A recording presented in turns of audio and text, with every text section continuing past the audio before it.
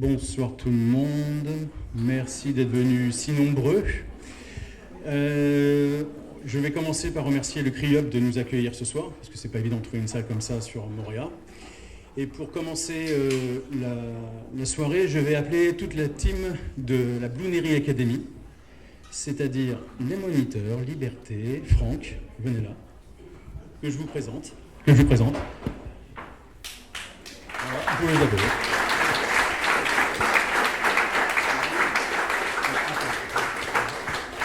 Bon, il y a Guillaume aussi là-bas, hein, mais... va là-bas. Voilà. Donc, voilà. Donc, c'est une idée qui est arrivée il y a 3-4 ans avec Guillaume, de monter une école de plongée Bloonery Academy, c'est-à-dire avec l'application de tous ces cursus. Et nous avons fait ça au centre de plongée Nemours, à Montréal, dans l'ancienne Intercontinental. Voilà, je vous présente Liberté, qui est la directrice de la Bloonery Academy. Sans qui rien n'aurait pu être fait, parce que ça paraît très simple d'organiser, mais sur plusieurs années, c'est un peu plus compliqué. Franck, à côté, qui est le responsable du centre Nemours.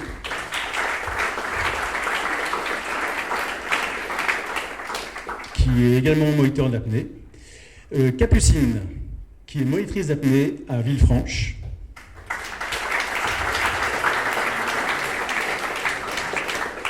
Pareil pour Arthur, voilà, le grand Arthur. Et Richard, qui est le directeur technique de... C'est ça ?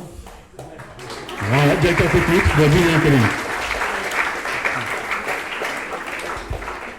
Bien sûr, enfin, donc pour qui vous êtes venu, Guillaume, je vais lui laisser la parole juste un petit peu après.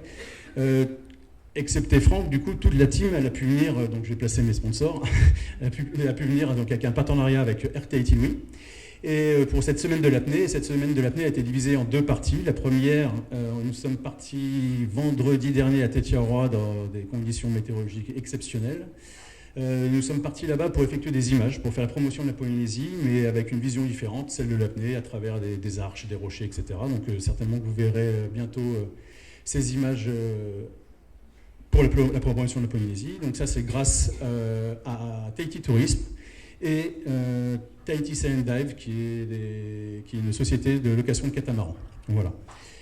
Et la deuxième partie, elle s'est faite au centre de plongée, où on a ouvert l'école Bloonery Academy, où là, justement, Guillaume nous en parlera, mais c'est de l'apnée sur câble, essentiellement.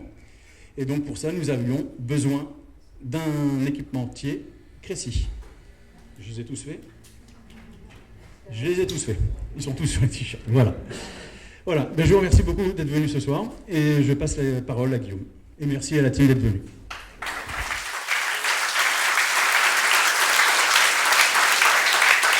Bonsoir à tous, bonsoir à toutes. Nico, tu ne vas pas y échapper. Hein. À mon tour de remercier très très chaleureusement Nico. Nico, on s'est rencontrés il y a quelques années en allant nager à la plage de Témé. À chaque fois qu'on a échangé, discuté, ça a été des échanges de vive passion autour des océans. Et puis un jour sur le bateau, on a parlé de cette idée. Et ce que je ne savais pas, c'est qu'avec Nico, quand on parle d'une idée, elle se concrétise quasiment immédiatement par des actes. Et donc on s'est revus plusieurs fois. Et il est venu avec vraiment cette envie qu'on avance ensemble. Et puis on s'est tous laissé porter. Et donc sans toi, Nico, il n'y aurait rien qui aurait été possible. Alors les sponsors, c'est stop, mais Nico, c'est encore mieux. Merci, Nico. Oui.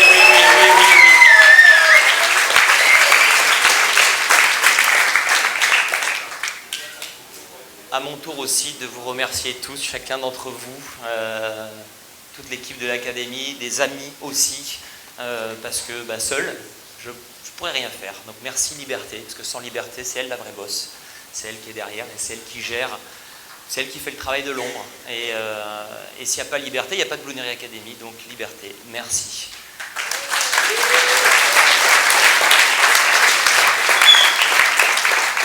Moi aussi, je réitère mes remerciements à Capucine, à Arthur, à Richard, parce que si je vais dans l'eau tout seul, je ne peux rien faire avec 12 élèves, je serai complètement perdu. Et grâce à vous, grâce à votre passion, la Blonnerie Academy existe. Alors merci du fond du cœur d'être venu, d'avoir été aussi extraordinaire dans l'eau.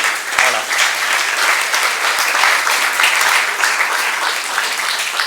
Et Franck, il a été dans l'eau aussi, pour la première fois intégré à notre travail de la Blonnerie Academy. C'est pas forcément facile d'intégrer ce collectif, et pourtant ça s'est merveilleusement bien passé. Et c'est lui ici qui va reprendre un peu le flambeau quand toute l'équipe sera partie. Mais toute l'équipe ne va pas complètement partir, je vous transmets l'info. Ce n'était pas un coup d'essai, ce n'était pas juste un coup d'épée dans l'eau. L'idée, c'est que l'école puisse perdurer son activité. Donc Franck et Nico seront là, mais on va lancer une activité au long cours, à la demande. Et pendant les prochains mois, nous avons 2 de nos instructeurs, Arthur et Richard, qui seront sur l'île pour pouvoir permettre de lancer l'activité. Donc on espère que l'apnée le long d'un câble, ce dont je vais vous parler ce soir, va commencer à vivre à Mooréa, pas de manière ponctuelle, événementielle, mais on l'espère, presque quotidienne, on verra. Donc vous avez l'info, si vous voulez faire de l'apnée le long d'une bouée, le long d'un câble, dans la profondeur.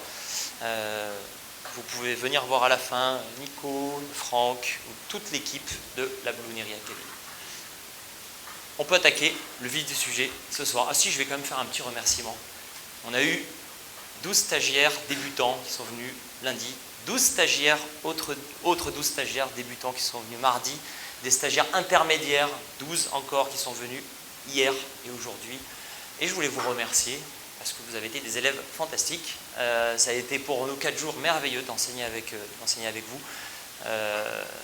On se rend vraiment compte qu'en Polynésie, l'océan est omniprésent et que quand vous nous dites que vous êtes des débutants, en fait, c'est n'importe quoi. Ça n'existe pas des débutants ici.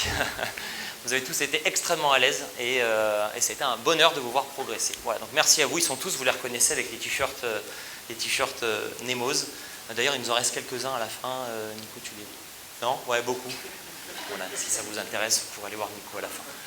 Bon, on rentre dans le vif du sujet. Alors, l'idée de cette semaine de l'apnée, c'était aussi de la ponctuer avec une petite présentation. Donc, dans le public, il y a quelques visages que je connais, quelques visages qui me sont chers, plein d'autres que je ne connais pas. Mais l'idée, c'était de vous embarquer dans cette aventure de l'apnée en profondeur. La plongée en apnée, qu'est-ce que c'est ? Je vais essayer de faire en sorte de parler à peu près tout le monde, ceux qui connaissent déjà pas mal l'apnée, ceux qui n'ont jamais entendu parler, essayer de vous faire vivre. Qu'est-ce que ça fait de descendre en apnée, en profondeur, le long d'un câble, mais pas que ? Qu'est-ce que ça fait de retenir son souffle ? Et donc l'idée, au travers de l'intitulé de cette conférence, Anatomie d'une plongée, c'est un peu de décortiquer ces quelques minutes que l'on passe sous l'eau, et aussi, pour ceux qui n'ont encore jamais franchi le cap, de vous donner envie d'essayer, donner envie de mettre un masque, puis de voir, découvrir pourquoi l'apnée se développe autant, pourquoi il y a de plus en plus de monde qui se disent les bouteilles c'est bien, mais on va les laisser de côté et on va y aller librement. J'espère qu'avec cette petite heure qu'on passe ensemble, vous aurez un meilleur aperçu et vous aurez envie de mettre la tête sous l'eau sans bouteille. D'abord un petit historique. L'apnée, dans pas mal d'endroits dans le monde, ça a été pratiqué depuis des millénaires. Des millénaires sur toutes les populations qui se sont développées et qui ont vécu ou qui vivent encore le long des littoraux. Donc l'apnée en Polynésie, ça n'a pas attendu le XXe siècle pour faire partie totalement de la culture. Il y a plein d'endroits dans le monde comme ça où l'apnée était présente, mais dans une idée de survie, aller en mer, cueillir des crustacés, des coquillages, pêcher des poissons, etc. pour survivre. Mais c'est que au cours du XXe siècle, on va dire que l'apnée vraiment moderne a pris racine. Et cette personne que vous voyez là à l'image, je pense que vous la connaissez. Bon, elle est loin de la version officielle que vous connaissez dans le Grand Bleu. Vous savez qui c'est ou pas ? Jacques Mayol. Voilà, Jacques Mayol le Marseillais. Je ne sais pas sur quelle tentative de record c'était, mais globalement, Jacques Mayol, ainsi que quelques autres pionniers, ont été les premiers, au cours du XXe siècle, à explorer les profondeurs, juste pour voir ce qui se passe, voir comment le corps humain réagit dans le milieu extrême. Donc il y a eu Jacques Mayol, il y a eu Enzo Maiorca, il y a eu Bob Croft, il y en a eu quelques-uns qui se prenaient les records les uns des autres dans l'inconnu total. Donc c'était pas un sport, c'était une aventure, c'était une exploration. On leur doit beaucoup parce qu'ils ont creusé un sillon, ils ont tracé un chemin dans lequel nous tous, on s'est engouffrés. Il faut s'imaginer que dans les années 60, c'est Jacques Mayol, Enzo Maiorca, quand les premiers scientifiques médecins s'étaient intéressés à leurs exploits, pensaient qu'il était impossible de descendre au-delà de 50 mètres, avec des calculs très simples, calculs de volume d'air dans les poumons, de pression. Ils avaient défini qu'au-delà du volume résiduel, le corps humain ne pouvait pas résister, et donc ils avaient prédit l'implosion du corps au-delà de 50 mètres. Enzo Maiorca est allé voir, parce que quand il était à 48-49 mètres, il était super bien. Il était à 50 mètres, 51 mètres, évidemment, le corps humain n'a pas implosé. Quelques années plus tard, quelques dizaines d'années plus tard, dans les années 70, 1976 même, c'est Jacques Mayol qui a cassé une autre barrière en plongeant à 100 mètres de profondeur dans les eaux du Japon. Et là, c'était pareil. Les médecins, les scientifiques étaient revenus en disant « Bon, on a mal fait nos calculs, là, cette fois-ci, on est sûr, 100 mètres, ça ne pourra pas passer. » Puis Jacques Mayol a plongé à 100 mètres. Il est même allé à 105 mètres à l'âge de 57 ans, en 1983. Donc je vois des visages qui s'illuminent dans la salle. Vous voyez, vous avez encore du temps. Faut se dire que ces records battus ont été réalisés à l'époque dans la discipline qu'on appelle le no limit. On descend avec un poids, on appelle ça une gueuse, on remonte avec un ballon gonflé d'air. Cette discipline permet d'aller très profond sans faire aucun effort. Aujourd'hui, la discipline n'est plus pratiquée parce qu'il y a eu beaucoup d'accidents. Mais en tout cas, à l'époque, c'était la manière d'aller explorer par tous les moyens possibles les grandes profondeurs. Et puis, un jour, il y a le Grand Bleu. Et là, le Grand Bleu, à partir de ce moment-là, le grand public, tout le monde, se met à découvrir qu'il y a des aventuriers qui redéfinissent les limites. C'est basé donc sur l'histoire vraie. Jacques Mayol, interprété par Jean-Marc Barr, Enzo Maiorca, interprété par Jean Reno. Et donc ce film a un retentissement absolument mondial. Mais derrière, qu'est-ce qui se passe? Derrière, ça fait naître juste quelques vocations où quelques apnéistes par-ci, par-là, de plus en plus se disent « Ah, moi aussi, je veux battre des records », mais il n'y a rien qui est organisé, absolument rien. Et c'est là qu'arrive une autre génération. Donc ces personnes-là ne sont pas connues du tout. Et pourtant, à gauche, là, avec les autocollants Inspiration, Bocha, etc., il y a la personne à qui je dois absolument tout dans ma carrière et à qui le monde moderne de l'apnée doit tout. Si aujourd'hui il y a une école d'apnée qui s'ouvre en Polynésie, c'est grâce à Claude Chapuis. S'il y a eu la première compétition d'apnée en France et dans le monde, c'est en 1996, premier championnat du monde, c'est grâce à Claude Chapuis et à toute son équipe. C'est lui qui a eu cette vision de dire que si ce sport-là, si cette passion qui était née dans le cœur de beaucoup de gens ne s'organise pas comme un véritable sport, comme tous les sports, il y aura juste des accidents et puis ça ne se pratiquera jamais. Donc lui, il s'est dit, ok, il faut fédérer, il faut qu'on se réunisse, il faut qu'on prenne un bateau et qu'on aille plonger ensemble. Il a organisé le premier stage d'apnée à Nice, dans la rade de Villefranche, en 1992. Puis la première fédération d'apnée a été créée. Puis le premier championnat du monde, en 1996. Vous imaginez, en 1996, il n'y a pas tout le monde qui avait Internet, voire il n'y a presque personne qui avait Internet. Aujourd'hui, c'est facile d'organiser quelque chose. On peut communiquer, on peut échanger des informations. À l'époque, c'était un parcours du combattant pour trouver des apnéistes aux quatre coins du monde, au Japon, aux États-Unis, etc., qui étaient intéressés pour former une équipe et pour venir. Et ce premier championnat du monde a lancé tous les autres. Et puis il y a eu le deuxième championnat du monde en 1998 en Sardaigne, grâce à Umberto Pellizzari, qui est un ami commun avec Nico et à Franck aussi, qui est la grande légende de l'apnée, de l'après-Grand Bleu. C'est lui qui a fait réaliser au grand public que l'apnée, c'est plus qu'un film. Il y a des vraies personnes qui battent des records. Et donc ça a été vraiment le grand champion qui est toujours en activité, alors pas dans les compétitions, mais qui continue de transmettre sa passion, qui est un humain extraordinaire. Il est déjà venu en Polynésie et on lui doit aussi beaucoup. Alors moi, mon parcours là-dedans, j'ai rencontré l'apnée par hasard. Je n'avais pas entendu parler de cette bande d'allumés de la rade de Villefranche. Moi, j'ai commencé l'apnée en faisant un concours d'apnée avec un copain dans un bus pour passer le temps à l'âge de 14 ans. Voilà. J'habitais à Nice, j'ai grandi à Nice, j'habite toujours à Nice. Mais ce n'est pas dans mer que le déclic est venu. Pourtant, depuis des années et des années, tous les étés, je mettais un masque, des palmes, j'aimais bien aller me promener, mais le déclic, il est venu en essayant de rester le plus longtemps possible avec ma montre pour juste battre un copain. Voilà. J'ai perdu ce défi Et c'est parce que je l'ai perdu, je pense, que derrière, j'ai eu envie de persévérer. Et j'avais tenu 1 minute 30. Le pote avait tenu 2 minutes 09. Je me souviens précisément des chiffres encore. Mais derrière, ça m'a donné envie de m'entraîner. Dans mon lit, j'avais aucune idée, aucune connaissance. Je ne savais pas comment ça fonctionnait. Donc je me mettais tout nu dans mon lit parce que j'avais lu que la peau respirait. Donc je me disais, si je me mets à poil, je vais bien gagner quelques secondes. Et j'ouvrais grand les fenêtres et je respirais et je faisais ces apnées. Et au fur et à mesure, je tenais 2 minutes, 2 minutes 30, 3 minutes. Et puis là, d'un coup, j'étais pris d'une passion folle de voir que le corps humain a cette capacité dingue de réaliser ce que l'on pensait impensable. Quelques semaines avant, à 1 minute 30, j'étais au bout du monde, et là, j'arrive à tenir 3 minutes, puis 3 minutes 30, puis 4 minutes. Et là, je cherche, je me dis, mais comment je peux faire? Comment ça se pratique, cette histoire? Et je tombe sur un reportage à envoyé spécial sur Umberto Pellizzari. Et je le vois battre un record, portrait de lui. Et là, je suis subjugué, coup de foudre, et j'ai dit, ok, c'est ça que je veux faire. Et je cherche, à l'époque, toujours pas d'internet, et en parlant à droite à gauche, je réalise qu'il y a un seul endroit en France où on peut faire de l'apnée, c'est la rade de Villefranche. Je suis à Nice, c'est juste à côté, et je rencontre toute l'équipe, Claude Chapuis, etc. etc. L'aventure commence pour moi en 97, je m'entraîne pendant des années et des années, c'était l'aventure aussi, on n'avait aucune idée comment progresser dans ce nouveau sport qui devenait pour moi un sport de haut niveau. Il n'y avait pas de structure, il n'y avait rien autre que notre club, notre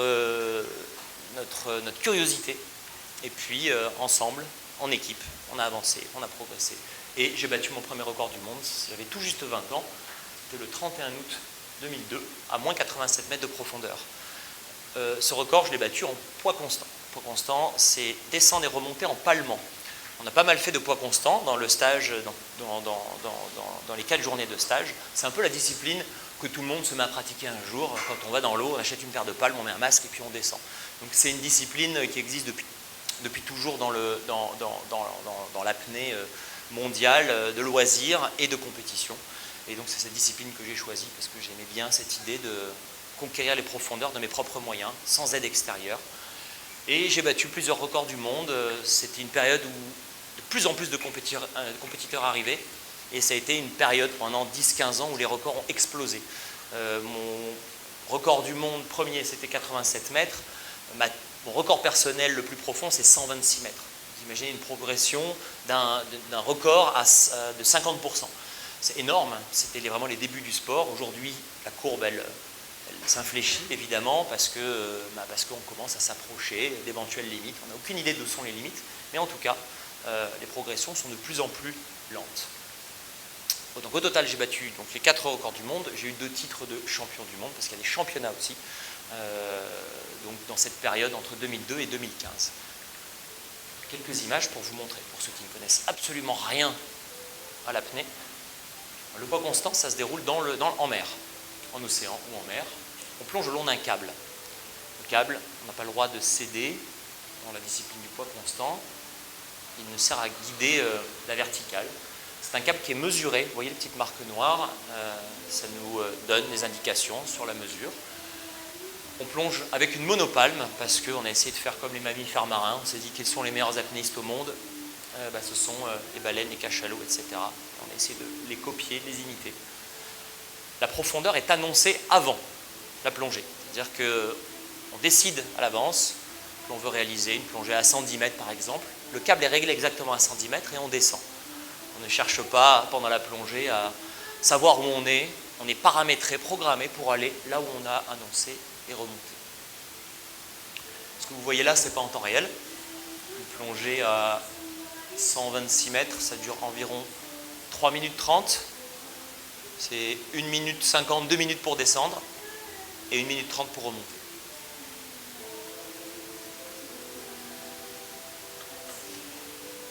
Les temps que l'on tient sur une apnée en poids constant sont évidemment plus courts qu'en apnée statique. Mon record en apnée statique, c'est presque 8 minutes. Je ne suis pas arrivé encore, mais c'est 7 minutes 52.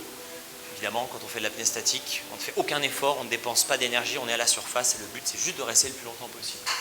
Mais ce qui m'a toujours attiré, c'est le poids constant. Vous avez vu à la descente, je palme les 25 premiers mètres, parce qu'il y a la poussée d'Archimède, puis les poumons sont écrasés par la pression, le corps devient plus dense, plus lourd, puis je coule sans faire d'effort jusqu'en bas. Le principal challenge, c'est de gérer la pression. Par contre, arrivé en bas, le demi-tour, j'amorce la remontée Et là, c'est là que le véritable effort physique commence. Il faut palmer, palmer, palmer, contre la profondeur qui me retient.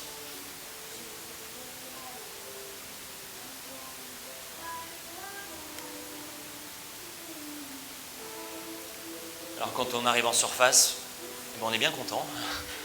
On respire, mais on ne peut pas juste profiter et respirer. Il faut récupérer rapidement et montrer aux deux personnes, je ne sais pas si vous avez vu sur les images, il y avait deux personnes en jaune, ce sont des juges sur une compétition. On doit montrer aux juges qui sont en face de nous qu'on est en parfaite intégrité physique. Un record, une performance en compétition est validée que si on est totalement lucide. Et donc pour ça, on doit faire ce qu'on appelle un protocole. Le protocole est tout simple, c'est réaliser en 15 secondes, pas une seconde de plus, 3 opérations très simples. On enlève le masque ou le pince-nez, on fait ce signe-là et on dit I am OK, dans l'ordre. Si je sors et que je dis I am OK et que je fais le signe, c'est disqualifié. Donc ça demande d'être parfaitement prêt, lucide et d'être dans une performance qui est maîtrisée. En parallèle des compétitions, j'ai eu la chance aussi de voyager dans plein d'endroits dans le monde et de pouvoir tourner des images, réaliser des films. Vous êtes peut-être tombé sur des films, je pense même que vous avez entendu parler de moi plus par les images et par les films que par les compétitions et les records. Donc un extrait d'un des films, le dernier, One Breath Around the World, un voyage, une odyssée un peu onirique, une fiction, un court-métrage tourné aux 4 coins de la planète, dont deux séquences tournées en Polynésie, une à Moorea, et Patea était là d'ailleurs, qui est dans la salle, et une à Fakarava. Et ça, c'est le début du film, où je commence cette odyssée, où je pars me balader dans une espèce de planète un peu imaginaire, mais qui utilise que des décors réels.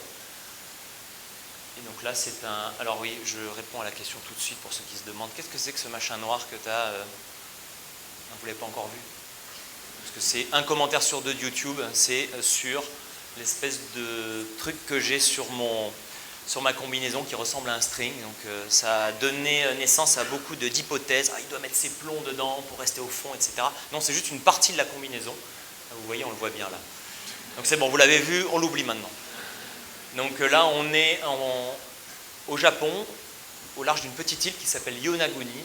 Et cet endroit m'a fasciné parce que il y a ce monument. Donc on l'appelle le monument, mais c'est en réalité une structure naturelle qui fait penser à des pyramides, qui fait penser à une cité engloutie. Là, on a l'impression d'être au milieu de ruelles. Et donc l'histoire de ce film, c'est juste un voyage sous l'eau, où je passe d'un endroit à un autre. On a l'impression que c'est une seule et même plongée, un seul et même endroit, parce que j'ai la même combinaison, j'ai les mêmes lunettes, j'ai le même rasage, tout est exactement à l'identique, sauf que parfois, d'une scène à une autre, là notamment, juste après, je réapparais dans une autre faille et je suis aux Philippines, à quelques milliers de kilomètres de là. Mais bon, la magie du montage crée l'illusion. Vous pouvez le voir sur Internet, il dure 12 minutes. Alors, le cœur de mon intervention, après cette très longue présentation, au cas où j'avais vraiment dans la salle des novices, en fait, je veux juste répondre au travers de cette plongée. Je vais essayer de vous amener avec moi sur le découpage de qu'est-ce qu'une plongée en profondeur, qu'est-ce qui se passe dans le corps, qu'est-ce qui se passe dans la tête, pour répondre en fait à cette question toute simple. Pourquoi on devrait tous se mettre à plonger en apnée? Parce que en plongeant, on est face à des obstacles, on est face à un milieu qui est nouveau et on doit apprendre à s'adapter. On doit apprendre à mettre en place des stratégies pour pouvoir évoluer, se faire une place dans la profondeur. Et ce qui est passionnant, c'est de se rendre compte que ce sur quoi on a réfléchi pour pouvoir progresser, eh bien, finalement, ça répond à pas mal de problématiques que l'on peut rencontrer dans nos vies, que ce soit personnelles, professionnelles. Et j'ai trouvé finalement que la plongée en apnée, ça a amené une prise de conscience assez universelle sur des questions qu'on est tous amenés à se poser à un moment donné. Comment je gère le stress, la tension, comment je gère l'adaptation à un milieu qui ne me convient pas, comment je traverse la difficulté, comment je fais évoluer mon rapport au monde. Et donc j'ai essayé, au travers du déroulé de cette plongée, de vous raconter ce qui se passe, ce que je mets en place pour traverser chacune des étapes, ce que je mets en place moi, mais si vous interrogez, si vous allez parler à nos stagiaires qui ont été là avec nous, je pense que chaque personne qui se met à faire de l'apnée le long d'un câble, finalement traverse un peu les mêmes étapes, les mêmes questionnements. C'est pour ça que moi, enseigner l'apnée, ça me passionne, et réfléchir à comment transmettre au plus grand nombre, ça me passionne, parce que ça fait 4 ans que l'académie est ouverte, et on a presque l'impression des fois d'être plus des psychologues que des coachs sportifs, parce que ça fait remonter des questionnements par rapport à notre manière d'appréhender certaines choses. Et je ne dis pas qu'il n'y a que l'apnée qui permet ça, je pense que c'est le propre de pas mal d'activités de plein air, la grimpe, l'escalade, la voile, les grandes traversées, où on se retrouve face avec l'élément. On est à un moment donné face à l'élément et face à nous-mêmes. Et je trouve que cette quête-là, finalement, c'est une des quêtes les plus passionnantes que l'on a à vivre sur cette planète. Alors, plongeons ensemble et voyons un peu si ça nous apporte des réponses, en tout cas, si ça peut faire naître des questionnements. Alors le voyage, il commence d'abord à la surface. Le premier point, quand on se met à découvrir l'apnée, c'est qu'on va arrêter de respirer. Ah bah mince, alors on va arrêter de respirer, on va arrêter de faire le truc qui fait que nous sommes vivants. On est sur une première inspi, on meurt sur une dernière expiration, au milieu, on passe notre vie à respirer. Là, vous êtes en train de m'écouter, vous respirez, on respire quand on dort, on respire quand on est actif dans la journée, quand on fait du sport, on respire plus, quand on est au repos, on respire calmement. Mais tout ça, ça se fait un peu tout seul. Mais dès qu'on arrête de respirer, dès qu'on sait qu'on va devoir arrêter de respirer, tout d'un coup, le regard, il se porte vers l'intérieur et on se dit « Ah, en fait, j'ai le contrôle sur cette respiration. Je peux jouer avec. » Et en jouant avec, elle peut m'amener dans plein d'endroits différents. Elle peut m'amener, c'est une porte d'entrée vers l'intérieur, vers le corps, vers les émotions. Et en fait, dès qu'on commence à faire de l'apnée, juste apprendre à respirer, regarder comment on respire, observer la respiration, c'est déjà en fait un premier voyage qui est absolument passionnant et fascinant. On se rend compte que bien respirer avant de plonger, ce n'est pas juste pour avoir plein d'oxygène pour pouvoir tenir plus longtemps. Parce qu'au début, c'est ce qu'on pense. Quand on n'a jamais fait d'apnée, on se dit bon bah ouais, il faut bien que je vais respirer un peu plus fort, un peu plus profondément, ça me permettra d'avoir plein d'oxygène et donc de rester plus longtemps. En réalité, là, vous respirez comme vous êtes là, calmement, là, vous êtes à peu près à votre niveau maximal de stockage d'oxygène. Ça ne sert à rien de respirer plus fort. Par contre, réguler le souffle, le ralentir, aller plus en profondeur, ça va jouer sur autre chose. Ça va jouer sur l'état de calme intérieur. Et grâce au souffle, en fait, on ne va pas avoir plus d'oxygène, mais on va mieux utiliser cet oxygène et on va moins le consommer. On va travailler sur notre métabolisme. On va se mettre dans un état de relâchement, de relaxation. Et ça, alors bon, ça c'est vrai que j'en parle beaucoup quand je suis en métropole, dans les conférences en métropole, avec beaucoup de gens très très stressés. J'imagine que le stress n'a pas de frontières, mais j'ai l'impression qu'en Polynésie, vous êtes un peu plus épargnés que dans les grandes cités françaises et européennes. Mais pour autant, on doit tous gérer, on est tous en prise avec le monde quotidien, avec des contraintes. Et quand on apprend à respirer, on peut l'utiliser dans plein de situations différentes. Alors, je vais vous montrer à quoi ça ressemble quand je me prépare avant de plonger. Juste avant de mettre la tête dans l'eau et de descendre, je ralentis le souffle, je vais vers plus de profondeur, plus de lenteur, et un cycle respiratoire, c'est-à-dire inspiration et expiration, je le fais durer de plus en plus longtemps. Et à la fin, sur les dernières minutes, un cycle complet, ça ressemble à ça.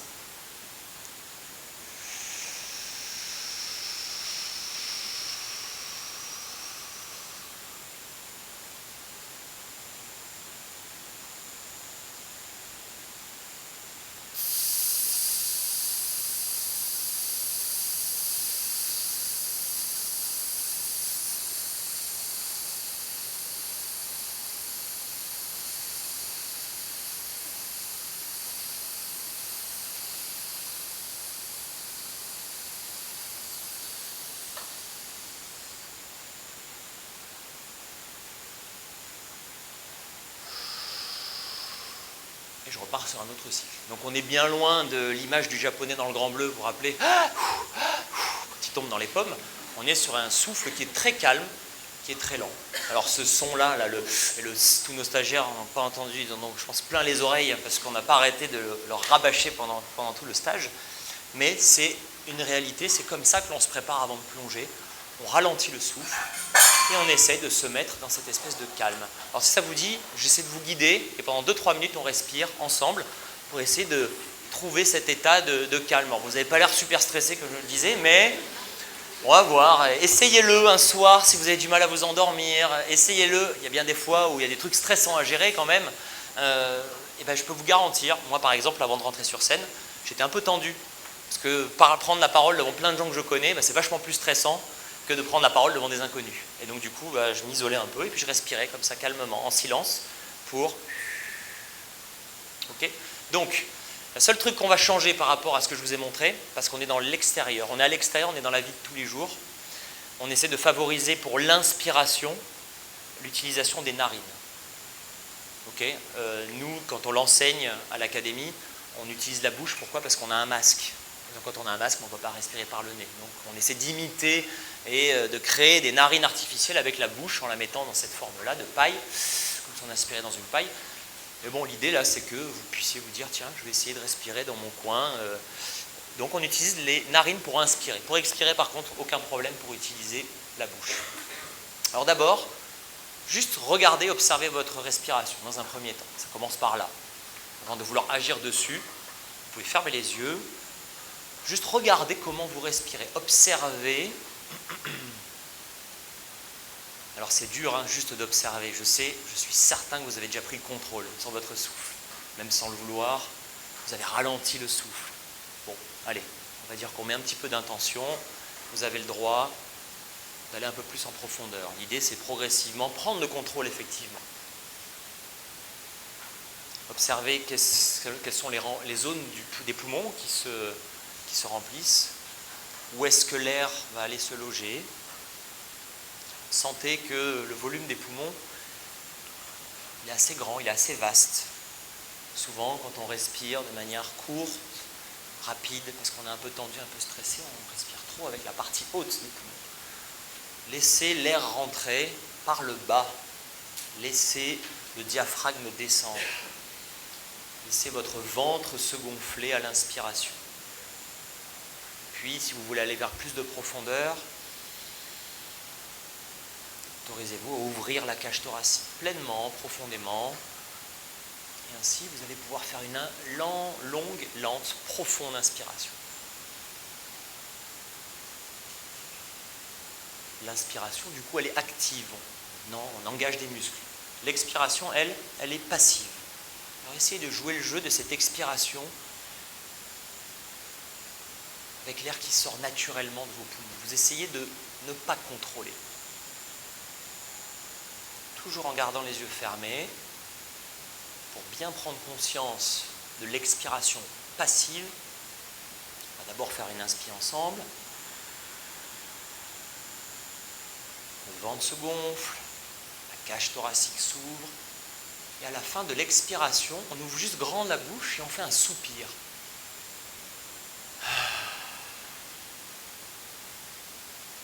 On va refaire, vous avez été très discret. N'hésitez pas à faire du bruit, un soupir de contentement. Vous voyez le soupir qu'on peut faire des fois en fin de journée quand on est content. On peut se reposer, on inspire.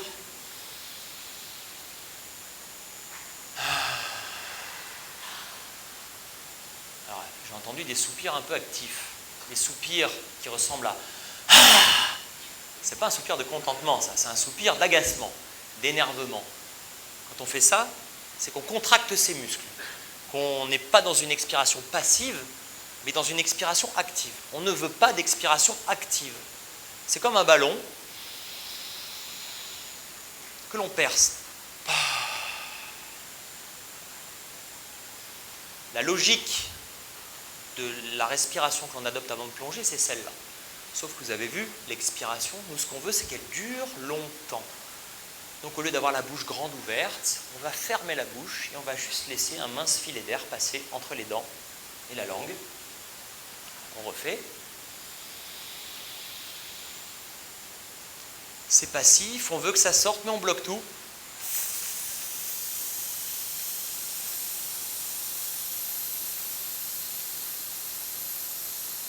C'est comme s'il y avait une petite surpression qui s'exerçait sur vos dents, sur votre bouche. C'est là que ça se bloque. Puis à un moment donné, le souffle va s'éteindre calmement. Ne cherchez pas à forcer l'expiration. Vous arrivez à un état d'équilibre et on peut réinspirer.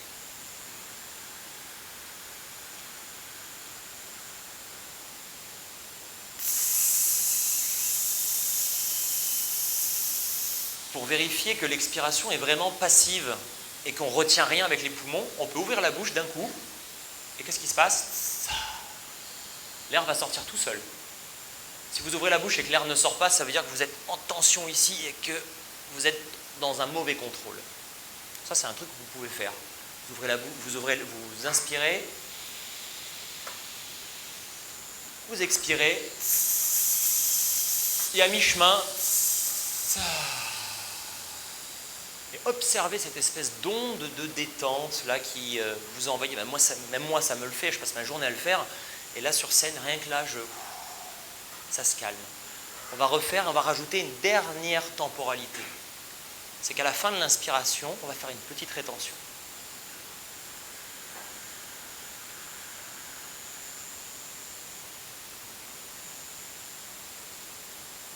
Et puis on perce le ballon.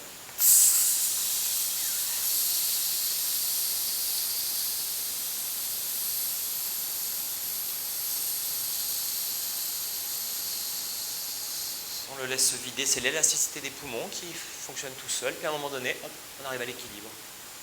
On le refait encore une fois.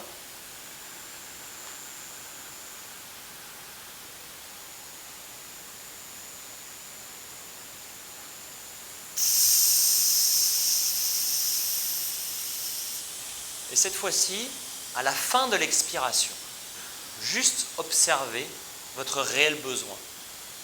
Observez l'état d'équilibre dans lequel vous êtes et essayez de vous installer dans l'absence du besoin de respirer. Normalement, vous pourriez pendant 1, 2, 3 secondes juste rester là. Et laisser venir naturellement la vague inspiratoire. Si vous répétez cet exercice-là sans faire toutes les étapes intermédiaires, mais juste enchaîner des cycles comme ça, à un moment donné, vous arrivez à un espèce d'état d'équilibre où à la fin de l'expiration, il y a un nouveau temps qui se crée et où on est juste bien, on n'a pas envie d'inspirer, on n'a pas envie d'expirer, on est là en habitant pleinement notre corps. Ça, c'est le signal vraiment qu'on a agi sur notre métabolisme, que le métabolisme a ralenti, que le corps s'est mis en hibernation. Et donc ça, on le ressent quand on plonge, quand on se prépare avant une apnée, on le ressent quand on le fait. Là, peut-être vous ne l'avez pas vraiment complètement ressenti parce qu'on est dans une salle, il y a beaucoup de monde, il fait chaud. Essayez de le faire au calme, allongé. Probablement que vous allez le sentir de manière plus prégnante. Et je me suis dit, ce serait quand même bien de le faire valider, vérifier cette histoire. Parce qu'en plus, on est au CRIOP, donc l'approche scientifique, ça a toujours été pour moi la seule condition de validation d'un ressenti. Et donc j'ai eu la chance de pouvoir croiser un grand scientifique, un neurologue, qui s'appelle Steven Lorez, qui étudie le fonctionnement du cerveau dans des états altérés de conscience. C'est un spécialiste du coma, c'est aussi devenu un spécialiste du sommeil. Il avait étudié le cerveau de Matthieu Ricard, vous connaissez Matthieu Ricard, le moine bouddhiste. Quand il est en état de profonde méditation, qu'est-ce qui se passe dans son cerveau? Et j'ai eu la chance de le rencontrer sur un colloque et il m'a dit il va étudier ton cerveau, voir comment ça fonctionne. Et donc je me suis rapproché de lui, je suis allé à l'université de Liège, là où il enseigne, là où il fait ses recherches. Donc on a monté un protocole de respiration. Donc l'idée c'était d'abord d'observer ce qui se passe dans mon cerveau au niveau de l'activité électrique. 250 électrodes pour analyser l'activité électrique. Quand je respire normalement, on avait des discussions, en gros dans un état de conscience complètement normal. Puis, il me demandait de basculer sur un état de respiration qu'on vient de faire là. Puis après, il a voulu voir aussi en apnée. Donc j'ai fait un enchaînement d'apnée, je suis monté jusqu'à 7 minutes. Mais le lendemain, c'était encore plus dur parce que je devais faire la même chose, mais cette fois-ci pour étudier l'activité, le fonctionnement du cerveau dans un IRM. Je suis resté 2h30 dans l'IRM. Je ne sais pas s'il y en a qui ont déjà fait un IRM. Je vous garantis que 2h30 la tête dans un bocal sans bouger, ça a été une expérience assez compliquée. Pendant 1 heure, on a fait un IRM fonctionnel pour voir si mon cerveau avait la moindre trace d'une lésion. Parce que ça, c'est une idée reçue qu'on entend en apnée aussi. Je milite pour m'en débarrasser, mais Ah bah tu fais de l'apnée, si j'ai entendu que si on fait plus de 3 minutes, il y a des lésions au cerveau. Alors toi avec tes 7 minutes, tu dois être bien entamé. En réalité, quand on a des lésions effectivement au cerveau, quand il n'y a plus de circulation, quand le cerveau n'est absolument plus alimenté en oxygène pendant plus de 3 minutes. Mais quand je suis en apnée, ben je suis pleinement conscient, je suis là, mon cerveau est 100% alimenté. Donc non, il n'y a aucune lésion, c'était quelques mois après un accident que j'avais eu. Et donc, déjà j'étais rassuré, même si je m'en doutais, mais bon, ça m'a permis d'avoir au moins cette donnée-là. Et derrière, j'ai refait la même chose qu'avec les électrodes, mais dans l'IRM. Et ça a donné ces chiffres-là. J'espère qu'il y a des médecins ou des neurologues ou des spécialistes dans la salle. En gros, c'est une comparaison entre l'état normal de conscience normale. Je vais peut-être bouger le... Hop. À gauche et en haut. Et ce qui se passe quand on est en apnée et quand on est dans des cycles respiratoires avec des rétentions, comme on l'a fait là. En gros, il y a une modification de l'activité cérébrale et notamment une augmentation de la connectivité entre certaines régions cérébrales avec une activation au niveau du cortex frontal qui est la zone responsable de la conscience de soi. Les résultats qu'avait obtenus Steven Lorez avec Mathieu Ricard étaient un peu similaires. Il y avait des petites disparités, mais une véritable modification de l'activité du cerveau. Et c'est un peu ça qu'on ressent quand on dit « Ah, on est bien, on se sent détendu ». C'est l'activation du système nerveux parasympathique et la modification concrète, mesurable au niveau du cerveau. Quelques années plus tard, on a refait ces tests-là pour une émission de télé. Il avait un appareil portable et c'est l'émission avec Adriana Carambeu, Michel Simès, peut-être vous connaissez. Il avait amené un petit électroencéphalogramme portable et on a fait le test sur d'autres personnes qui n'étaient pas du tout apnéistes.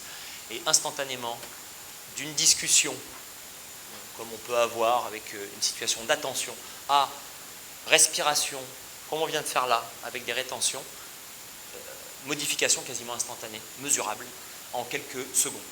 Donc, ce qui est passionnant, c'est de se rendre compte que la respiration, c'est un outil qui est fabuleux, parce qu'il n'y a pas besoin d'être un expert en méditation, il n'y a pas besoin de s'isoler, d'être dans un environnement clos, il n'y a pas besoin d'être coupé du monde, juste là, même en m'écoutant, quand on est au volant, quand on peut même presque en parlant avec quelqu'un, si on a envie de se recentrer, de faire un reset, et bien on a cet outil-là fabuleux, et juste en faisant ce qu'on a fait ensemble, ben ça fonctionne super bien. Je commence la descente. Alors le maître mot de la plongée en apnée, c'est l'adaptation. Je quitte la surface, ma tête touche l'eau, et là, il se passe plein de choses dans ma tête et dans mon corps. Dans le corps, il y a des adaptations qui se mettent en place, naturelles. Donc celles-là, ce sont des adaptations réflexes, notamment une qui s'appelle le diving reflex. Autrement dit en français, le réflexe de plongée, mammalian diving reflex. Le réflexe de plongée, c'est une activation de capteurs au niveau du visage qui vont stimuler le cerveau pour dire attention, il y a un problème, le corps ne respire plus, changement de température, on met l'organisme sous protection. Il va manquer d'oxygène incessamment sous peu, donc on l'économise. Ralentissement du rythme cardiaque, première réponse. Deuxième réponse, vasoconstriction périphérique. Donc une contraction mécanique, réflexe de tous les petits capillaires qui innervent les extrémités du corps pour chasser le sang des endroits qui ne sont pas vitaux, pour amener le sang vers les organes nobles. Et donc du coup, on a un afflux de sang qui arrive dans le cœur, dans les poumons et au niveau du cerveau. Et ce qui est passionnant, c'est que c'est réflexe. C'est-à-dire que ce n'est pas quelque chose qu'on contrôle. Ce n'est pas un don que l'on a ou que l'on n'a pas. Tous les êtres humains, ainsi que tous les mammifères marins, ont cette capacité d'adaptation à l'environnement sous-marin. Ce diving reflex a été étudié chez les animaux, notamment chez les mammifères, chez les otaries en 2001. Il y a eu une étude vétérinaire. On a mis des capteurs sur des otaries quand elles respirent en surface. Et dès qu'elles quittent la surface et qu'elles descendent, donc à la surface en train de jouer, je ne sais pas si vous voyez, ce sont des animaux qui jouent énormément, qui sont très actifs. Leur rythme cardiaque était à 120 pulsations par minute. Elles descendaient, quand elles arrivaient à 10 mètres, le cœur était passé à 8 pulsations par minute, en à peine quelques secondes. Alors chez les humains, ce n'est pas aussi marqué, évidemment. Chez un non-apnéiste, quelqu'un qui n'a jamais mis la tête dans l'eau, on verra un petit changement. Quelqu'un qui n'est pas trop sportif, qui n'a jamais mis trop la tête dans l'eau, il peut avoir son cœur à la surface avec un peu de stress à 80 pulsations par minute, il va se mettre sous l'eau, ça va descendre un petit peu. Un apnéiste qui est entraîné, ça va descendre beaucoup plus. si bien que pour moi, je peux partir à la surface à 60-70 parce qu'il y a le stress, il y a la combinaison, il y a les vagues, etc. Et me retrouver à moins de 30 pulsations par minute dans la zone des 50 mètres, entre 20 et 30 pulsations. Donc ça, c'est le diving reflex. Donc ça, c'est une adaptation naturelle qui est absolument passionnante. Mais il faut s'adapter nous-mêmes aussi dans notre comportement. Et je ne sais pas si vous vous souvenez des images que je vous ai montrées tout à l'heure. C'est assez intéressant de voir ce qu'on met en place, nous, apnéistes, pour rechercher la performance. Si on parle de sport de haut niveau, dans tous les sports que l'on connaît, les sports collectifs, les sports où on prend un chronomètre, on mesure le temps, etc., le dénominateur commun, c'est la vitesse. Celui qui est le meilleur, celui qui va le plus vite. Même dans les sports collectifs, à un moment donné, celui qui est le plus rapide, celui qui a le petit geste un peu plus rapide que les autres, il va prendre l'ascendant. D'ailleurs, la devise de Coubertin, plus vite, ça commence par plus vite, plus haut, plus fort. Et ben, en apnée, ça ne marche pas. Ça ne marche pas parce qu'on est dans une autre contrainte, on est dans un autre rapport à l'effort. Et donc nous, on doit changer de logiciel. Alors quand on est débutant, justement, au début, on ne sait pas trop, on se dit, bon, là, je vais partir. En général, on pense qu'on est nul en apnée, donc on se dit, j'ai que 30 secondes d'autonomie.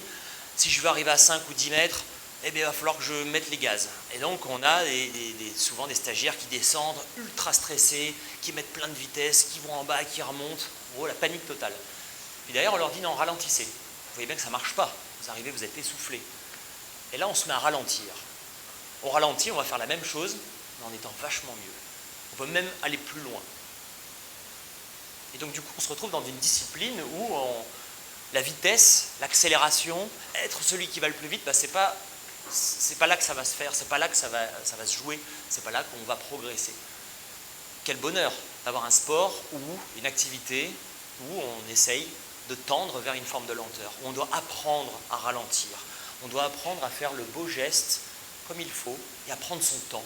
Et quand on prend son temps, on est plus performant. Alors évidemment, quand on commence à aller très profond, il ne faut pas trop prendre son temps non plus, sinon l'apnée dure trop longtemps. Et vous avez vu dans les images, il n'y a pas de vitesse, il n'y a pas de recherche d'aller le plus vite possible.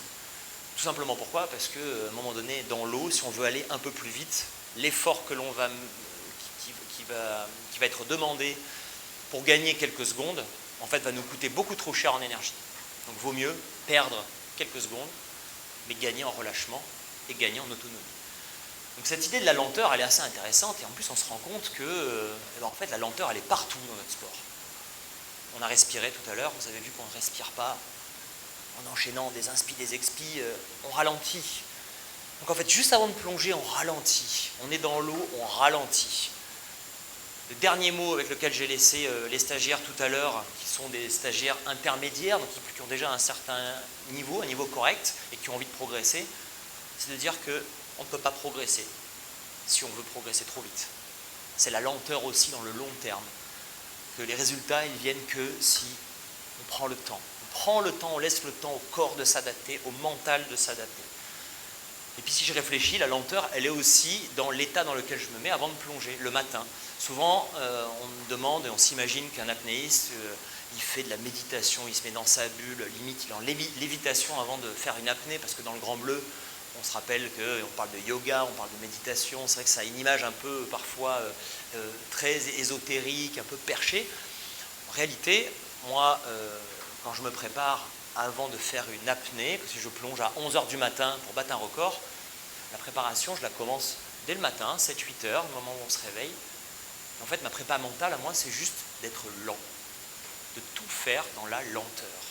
Et en fait, quand on fait tous les gestes qu'on a l'habitude de faire avec un certain rythme, juste les faire plus lentement, ça crée une distance avec l'agitation, ça crée une distance avec le monde qui, lui, prend le train du quotidien et puis tout s'enchaîne, quoi. Bam, le téléphone, les notifications, répondre à un mail, et puis il faut vite aller faire cette espèce de course contre le temps. Et moi, ma technique pour juste rester ancré ici et maintenant, c'est juste de trouver de la lenteur. Et donc, je vais préparer mon petit déjeuner lentement, je marche lentement, parfois même j'exagère le mouvement. On a l'impression que je suis à moitié malade, ça paraît très bizarre, mais en réalité, c'est une manière déjà de commencer l'apnée et d'être apaisé, d'être calme.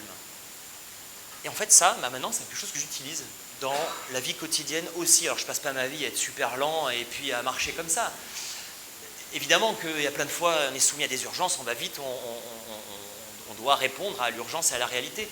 Mais parfois, quand il y a des actions un peu importantes, il y a des urgences à réaliser, on essaie d'aller plus vite que le rythme classique, le rythme normal, et puis en fait, on fait mal les choses, on se précipite et on se loupe complètement.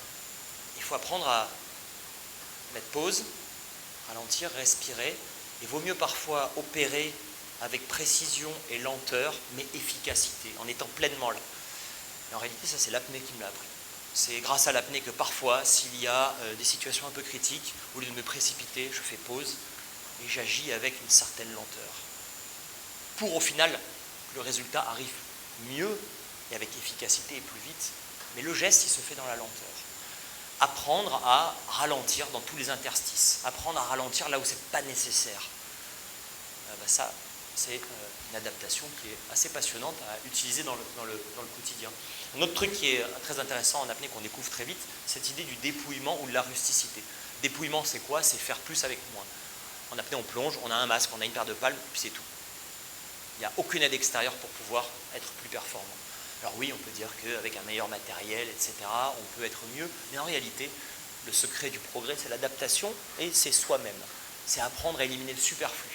Et ça aussi, les stagiaires, dès les premiers jours, dès les premières heures, dès les premières descentes, on regarde et on dit non, ça sert à rien. Là, tu as une tension dans les jambes, elle ne sert à rien, relâche tes jambes. On apprend à juste être, faire ce qu'il faut, à utiliser juste l'énergie dont on a besoin.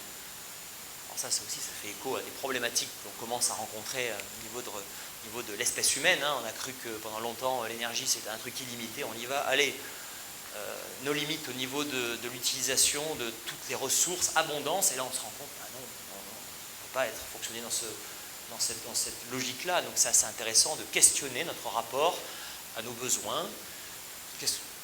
A-t-on vraiment besoin de tout ce que l'on utilise? Peut-on faire mieux avec moins? Dans tout un tas de choses, dans tout un tas de situations.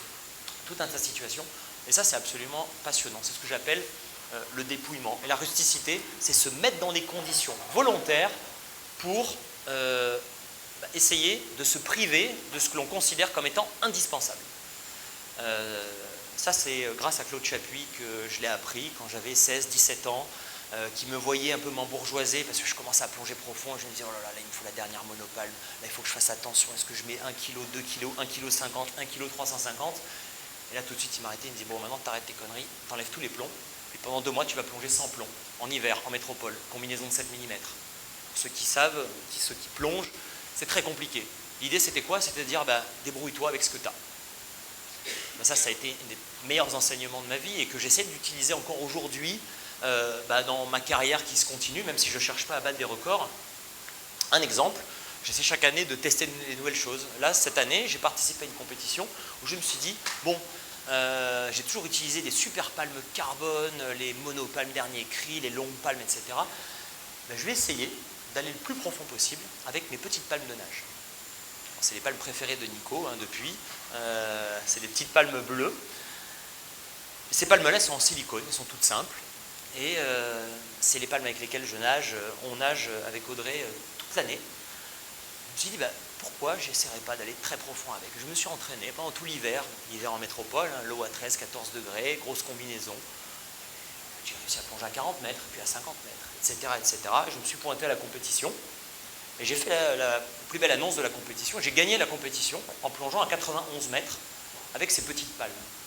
Donc l'idée, ce n'était pas de dire, j'ai gagné, regardez, je suis le plus fort. C'était aussi peut-être un petit message pour les jeunes générations qui ont tendance à avoir un accès aujourd'hui illimité à du matériel absolument extraordinaire, un peu comme quelqu'un qui se mettrait au vélo et qui achèterait un vélo carbone alors qu'il vient juste de monter son premier col. C'est de dire, en fait, on peut aller profond, on peut progresser, avec pas grand-chose, ça marche aussi. Ça permet de travailler sur soi. Donc c'est ça le dépouillement, et c'est ça la rusticité, faire plus avec moins. Et ça, c'est assez satisfaisant à faire aussi dans le quotidien, dans la vie de tous les jours. Essayer de voir comment on peut faire avec un peu moins de choses et voir que ça peut marcher aussi. Ah oui, je vous ai mis quelques trucs scientifiques aussi, les fruits des dernières études, justement, pour se mettre en rapport avec ce dont je viens de parler. c'est pour mettre en relation une idée reçue qui a été longtemps celle adoptée, enfin une idée reçue, en tout cas un protocole adopté dans le monde médical et notamment chez les pneumologues au niveau du rapport avec les maladies respiratoires. On a la chance à la Blue Neri Academy d'avoir créé une collaboration avec un cabinet de kiné respiratoire, avec 2 kinés qui sont absolument passionnés par la mécanique du souffle, qui ont envoyé des patients et qui sont dans la recherche perpétuelle pour essayer de montrer que soigner, en tout cas vivre avec des pathologies respiratoires, ce n'est pas que de l'administration de l'oxygène pur et une valise de médicaments. Ça peut aussi être, enfin pas traité, mais en tout cas on peut aussi accompagner tout ça grâce à une meilleure connaissance, à un apprentissage de la respiration et pourquoi pas de l'apnée. Pourquoi pas de l'apnée? Ça c'est un truc qui nous intéresse, toute l'équipe, essayer de voir comment la pratique de l'apnée pourrait se mettre au service de ce problématique, comme certaines maladies pulmonaires. Et donc là c'est une étude qui est sortie il y a quelques années, une étude de Hongrois je crois, sur des patients atteints de BPCO. BPCO, 3e cause de mortalité en France, c'est les bronchopneumopathies chroniques, voilà, obstructives. Et donc les pneumologues, donc ça là je relate ce que m'ont raconté nos amis et les kinés, nous disaient que les pneumologues, quand on arrive avec BPCO, c'est tout de suite oxygène, oxygène, oxygène, il faut mettre le patient sous oxygénothérapie, assistance en oxygène et médicaments. Mais à aucun moment on explore autre chose. Et elles se sont intéressées dans toutes ces études et il y a une équipe qui s'est dit, bah tiens, voyons voir si l'apnée, ça peut avoir des résultats bénéfiques pour améliorer les symptômes des patients. Donc ils ont étudié 2 groupes de patients, moyenne d'âge 65-66 ans je crois. Un groupe devait faire des exercices de rééducation classiques pour le traitement de cette maladie, donc toute une batterie d'exercices pendant 3 mois.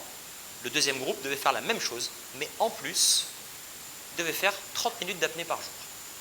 Alors 30 minutes d'apnée, ce n'est pas une apnée de 30 minutes, hein, c'est une période, une fenêtre de 30 minutes pendant laquelle la consigne, c'était vous retenez votre souffle, vous allez jusqu'à l'inconfort, vous poussez un peu, vous respirez, vous récupérez, et puis vous repartez, ainsi de suite. Sans exigence, sans contrainte de chrono, ni de temps, ni quoi que ce soit.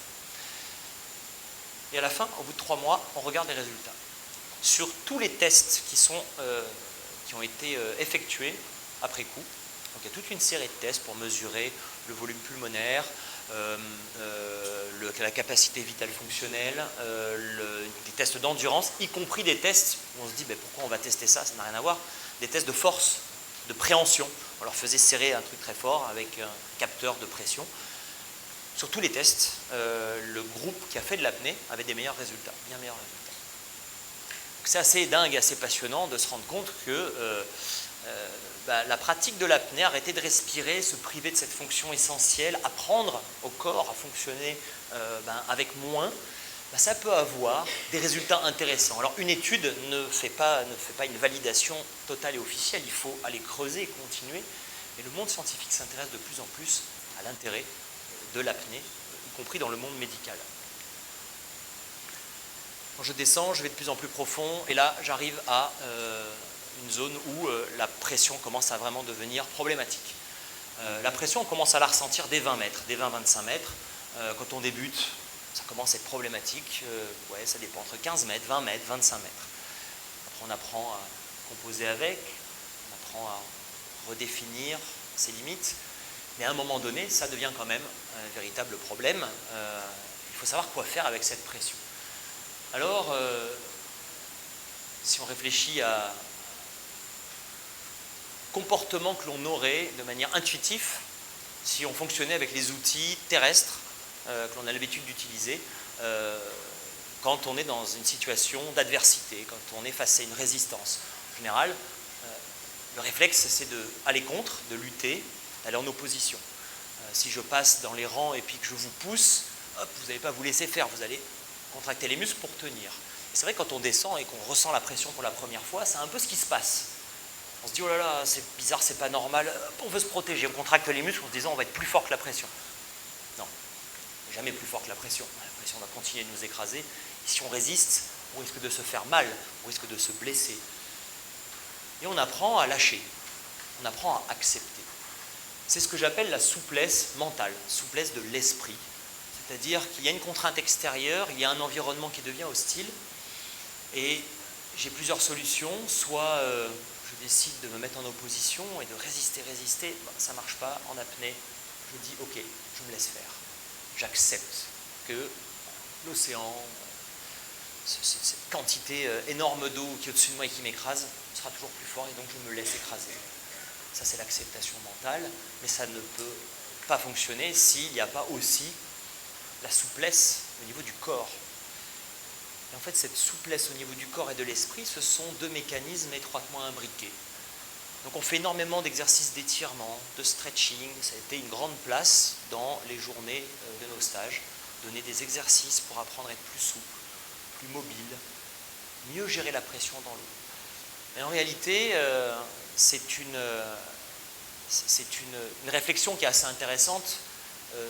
Quand on avance, quand on vieillit dans l'âge, on a cette tendance à devenir de plus en plus raide, de plus en plus rigide, et on vieillit mieux si on apprend à être plus souple, si on est plus mobile, si on est plus fluide, on risque moins de se blesser, on garde une mobilité.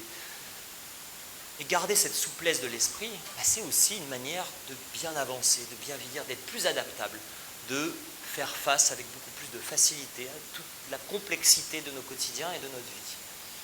Et en cela, la plongée en apnée, ça donne un exemple par l'expérience.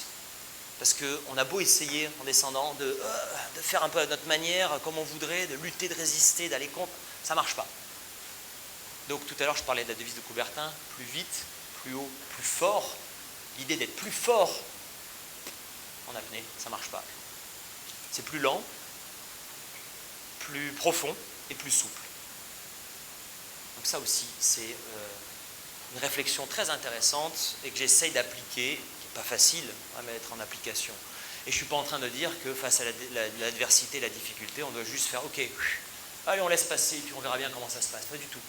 L'idée c'est de dire ok, quels sont les éléments sur lesquels j'ai une emprise? Quels sont les trucs sur lesquels je peux changer quelque chose? Bon bah là je vais garder mon énergie, je vais me battre. Quand on plonge par exemple, j'ai une emprise sur la position de mon corps pour être plus ou moins hydrodynamique. Bon, voilà, je garde mon attention là-dessus. Mais par contre, la pression, il n'y a rien que je peux faire. Le seul truc que je peux faire, c'est accepter, lâcher. Lâcher. Bon, bah ça, si on apprend tous à lâcher quand c'est nécessaire, bah c'est vachement plus simple. Ah oui, j'ai mis une petite vidéo, on en parlait tout à l'heure, pour vous montrer un exemple d'un gros travail sur l'acceptation, la souplesse du mental, la souplesse du corps et en même temps la rusticité. On plonge tout le temps avec des combinaisons. Ici en Polynésie, c'est vrai que parfois on peut plonger en maillot de bain.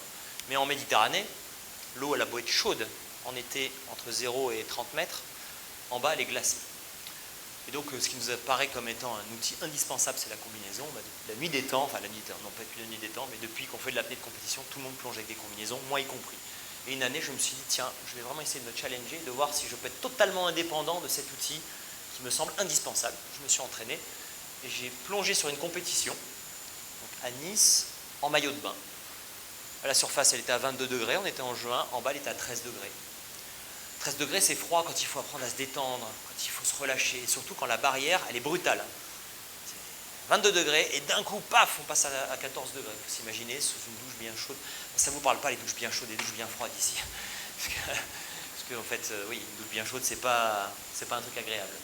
Bref, en tout cas, c'était une expérience de souplesse mentale. Il y a un truc très violent et très agressif qui me tombe sur la gueule.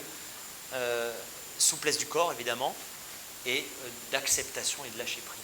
Donc ça, c'est la caméra qui suit toute la plongée en direct. Depuis quelques années maintenant, on a ça sur toutes les compétitions. On voit le chronomètre qui défile et on voit la profondeur qui évolue. Alors, ce qui est intéressant, c'est qu'on voit l'effet de la pression sur la cage thoracique. On voit le diaphragme qui rentre, on voit le volume pulmonaire qui diminue.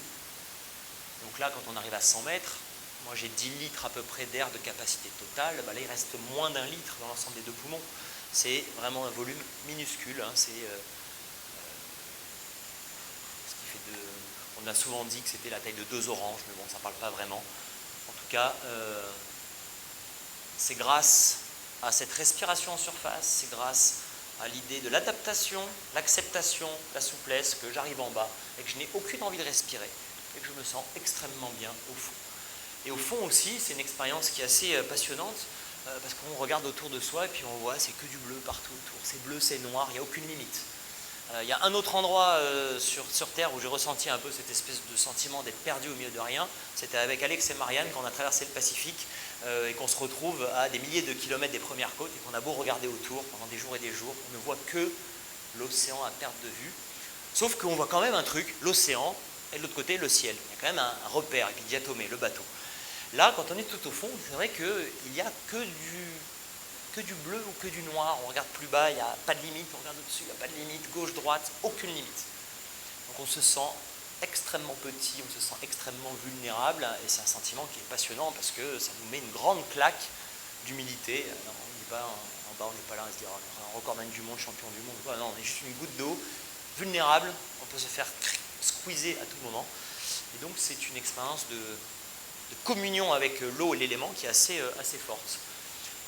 Et c'est ce qui se passe en fait en bas, et l'idée c'est de juste ouvrir les bras et puis embrasser tout ce qu'il y a autour de nous. Se fondre dans l'élément avec la plus grande humilité. Alors ça, c'est pas une image qui a été prise à 126 mètres, il n'y a pas tout ça au fond, mais c'est pour faire le rapport et le parallèle entre ce que l'on ressent quand on descend et qu'on va se poser pour regarder, on ouvre les yeux, parce que parfois on plonge en dehors du câble, parfois on descend juste pour aller se poser sur un point de vue et puis observer la vie autour de soi. Et là aussi, c'est une expérience de communion, de dissolution dans le grand tout, dans l'élément. Alors on peut vivre ça quand on va en pleine forêt, quand on va en pleine montagne, mais ce que j'ai réalisé il n'y a pas trop longtemps, c'est que c'est un des derniers endroits où Elon Musk n'a pas mis ses foutus satellites et où on peut descendre, on n'aura pas de téléphone portable, on n'aura pas de connexion, parce que même au sommet de toutes les montagnes du monde, et même au sommet de tous les océans, enfin au cœur de tous les océans, maintenant on peut être en connexion avec le monde moderne et la technologie. En fait, quand on va dans l'eau, c'est un peu comme si on se mettait à nu, et c'est le dernier refuge. Voilà, c'est le dernier refuge où on est vraiment en tête à tête avec l'eau, les éléments, et avec potentiellement des animaux extraordinaires. Je vous ai mis des images, peut-être vous les connaissez déjà, d'une rencontre animalière qui a été très forte, extrait du film One Breath Around the World, la rencontre avec les cachalots à l'île Maurice. Peut-être certains d'entre vous, ben oui, j'en ai vu, étaient là à la projection de René Euzé, qui a été avec nous pendant plusieurs semaines, caméraman qui a filmé et suivi les cachalots, cette famille, ce clan de cachalots à l'île Maurice pendant des années, avec le scientifique François Sarano. C'est absolument passionnant de découvrir les liens de parenté entre tous ces cachalots, leur fonctionnement social, leur caractère. Et donc j'ai eu la chance de pouvoir plonger avec eux. François Sarano a reconnu ce cachalot en un clin d'œil. Il les connaît tous par leur prénom. C'est Irène Gueule Tordue qui se repose, pour ceux qui ont vu le documentaire. Et bien évidemment, c'est une aussi grande expérience d'humilité parce que on est face aux meilleurs apnéistes de la planète, enfin, parmi les meilleurs. L'apnéiste animal le plus profond, a priori, c'est la baleine de Cuvier. Deuxième, il semblerait que c'est l'éléphant de mer. Ça vous demanderait à Nico la confirmation. Le troisième, c'est le cachalot, dans ce qui a été enregistré comme profondeur. En tout cas, le cachalot peut descendre en apnée pendant près de 90 minutes. Il peut descendre entre 1500 et 2000 mètres de fond. Et donc, ouais, c'est une petite expérience de remise à niveau.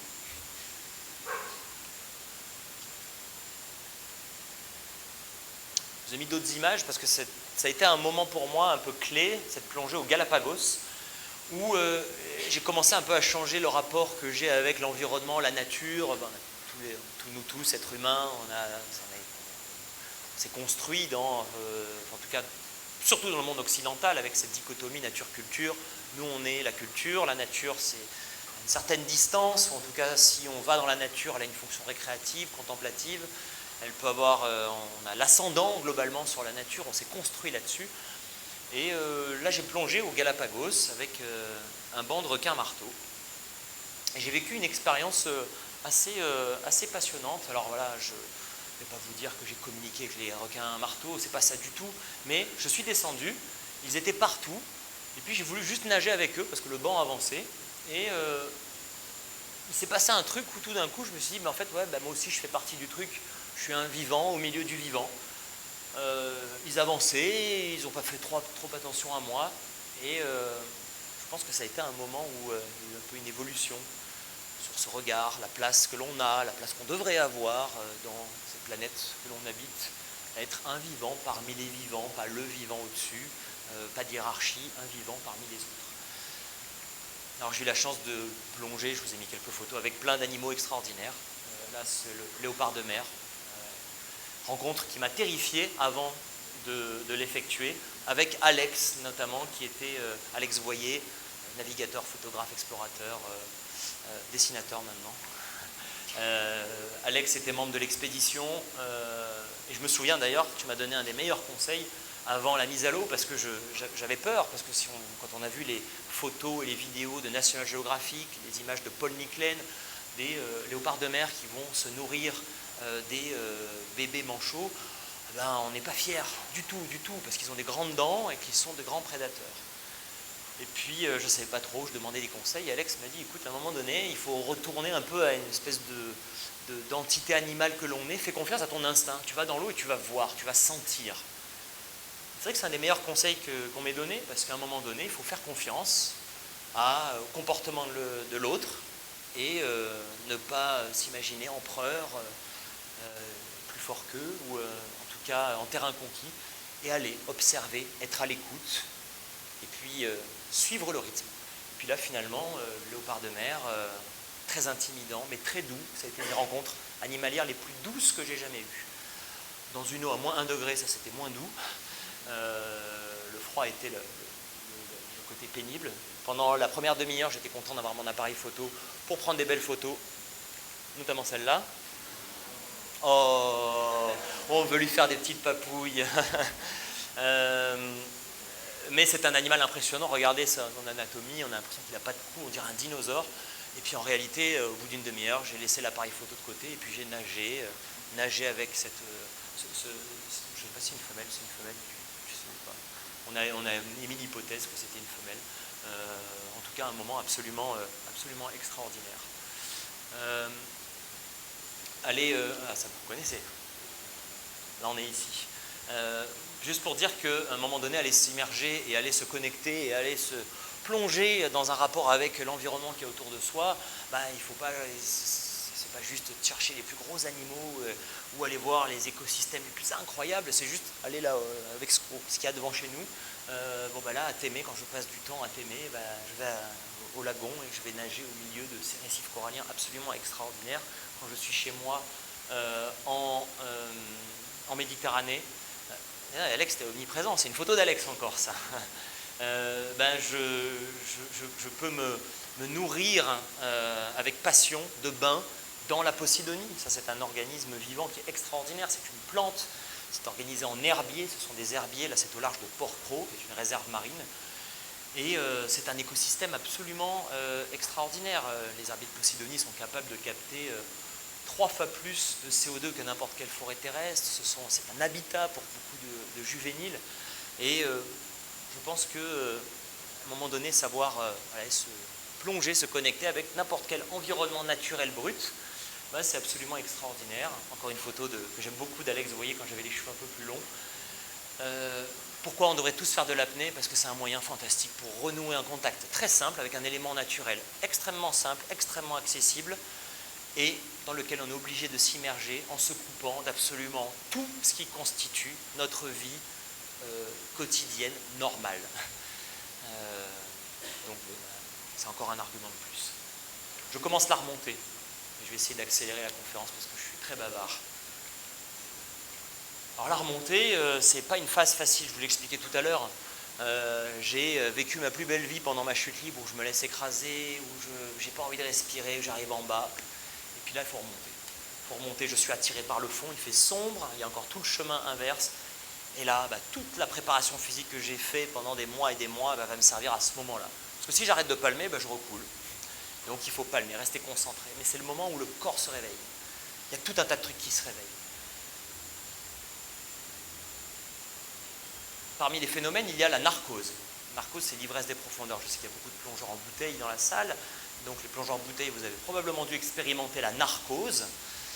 La narcose, c'est une altération de la conscience en lien avec l'augmentation de la pression partielle d'azote dans le sang qui va se dissoudre sous l'effet de la pression.